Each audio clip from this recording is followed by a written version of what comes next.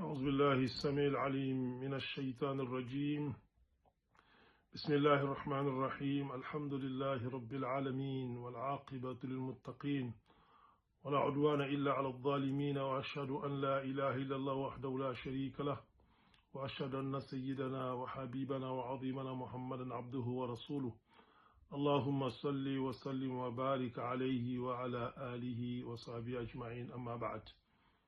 Alhamdulillah, toute louange à Allah, Seigneur des mondes, le clément, le miséricordieux, qui sa paix et son salut soit sur le prophète Mohammed sallallahu alayhi wa sallam, sur sa noble famille, ses vaillants compagnons et tous ceux qui vont suivre leurs traces jusqu'au jour du jugement dernier, qu'Allah nous donne la grâce d'être parmi eux.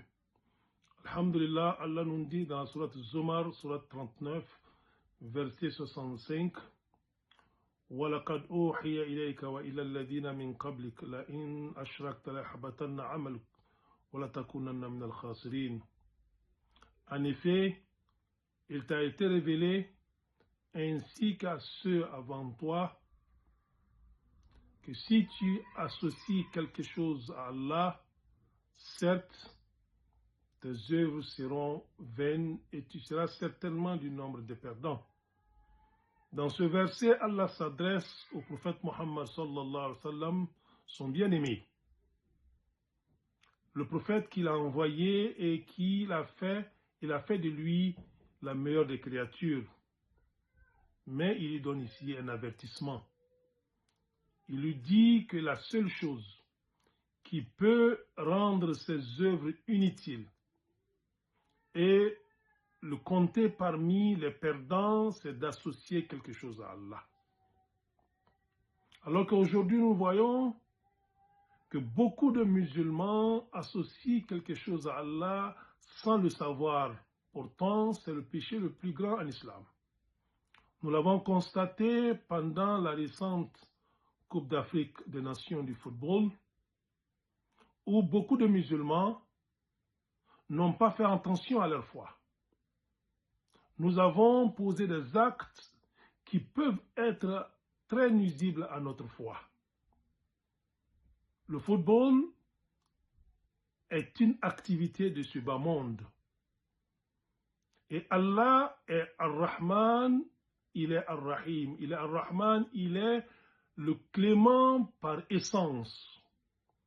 Et cette clémence couvre tout le monde. Tout ce qui est lié à la vie d'ici-bas, Allah peut l'accorder aux croyants comme aux non-croyants. Savoir la richesse, la santé, la réussite, et le football fait partie de cela. Donc lorsque nous suivons cette passion, nous devons faire attention à notre foi. Nous avons vu beaucoup de choses qui sont à éviter pour le musulman. Des gens qui se sont donné de force, qui se sont donné de puissance, qui ont voulu se mettre à la place d'Allah. Et des musulmans ont suivi cela. D'autres souvent même en plaisanterie, mais cette plaisanterie-là est dangereuse pour notre foi. Nous avons entendu, il est temps de faire appel à nos fétichés. Il est temps de faire appel à cette vieille dame ou à ce vieillard ou à ce marabout. Des actes à éviter. Le musulman, lorsqu'il suit une passion, il doit la suivre en préservant sa foi. Ce verset nous concerne tous. Si Allah dit au prophète que s'il associe quelque chose à Allah, cela peut être la cause de rendre toutes ses œuvres inutiles et de le compter parmi les perdants, et nous autres qui ne sommes pas prophètes, nous devons faire très attention.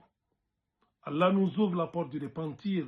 Nous qui sommes tombés dans ces actes qui sont très dangereux pour notre foi, retournons-nous à Allah. Et prochainement, sachons que le résultat d'un match de football n'a rien à voir avec la foi. Allah peut donner le succès parce que ça fait partie de sa grâce Ar-Rahman. Ar-Rahman, le clément par essence. Le clément par essence, c'est-à-dire pour le croyant comme pour le non-croyant.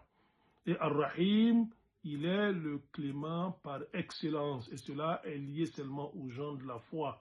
Qu'Allah nous donne la bonne compréhension. Qu'Allah nous compte parmi ceux qui préservent la foi.